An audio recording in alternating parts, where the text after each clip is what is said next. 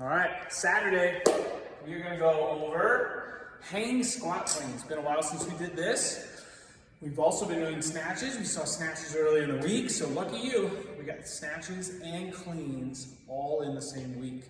And not just a clean, but a hang squat clean. So we're gonna have a strength segment where you're doing 5, 5, 3, 3, and 2, building up your hang squat clean throughout that strength segment. We wanna start with the bar at the hips. Okay, from here, I still got my hook grip.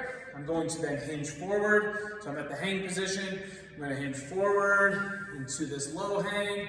As I come up, if I'm going slow motion, I'm thinking about this bar coming up into the hips. I'm standing, I'm shrugging. The bar starts to come up, and then I drop down into my squat. Normally with our power cleans, we come up and we get under into a partial front squat. But now we're gonna ride that all the way down into a full squat. The goal is to receive that bar where you're already lowered into that squat, not just be a power clean and then squat, but actually smoothly in one motion go from our hang into that squat and then stand back up. We bring it back to the hips and go from there. If that's new to you, you might have to go a little bit lighter, but working on getting that movement down is the goal for today. You're gonna have a lot of them also coming in the workout, so plenty of time to get some practice in. You should feel a lot better by the end of this day on your hang squat clean.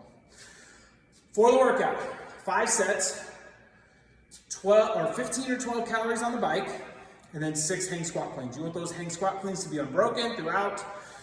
It is a sprint today, because you do get a minute 30 of rest in between. So those 5 rounds, you get a minute 30 rest in between.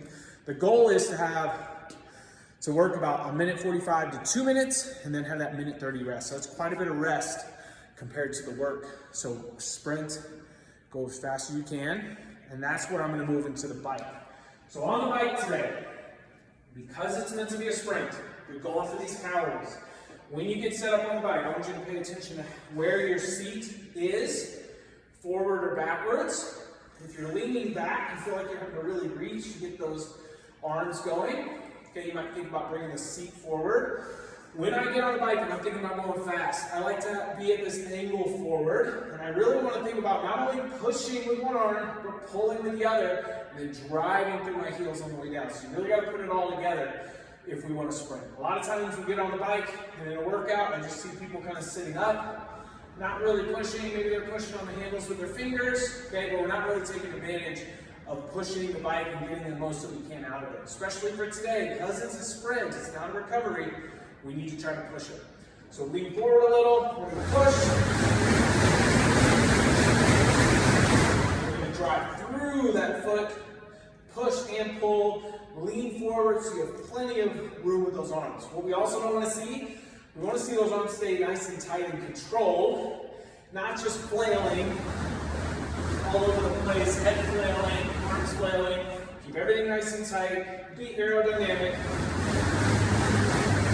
If you think about your strongest pushing position, you're back here, when we're doing push-ups or bench, it's keeping that angle as you push and then pull. This, not as efficient, okay? So sprint, it's uncomfortable, but try to sprint today. Have fun, we'll see you all on Saturday.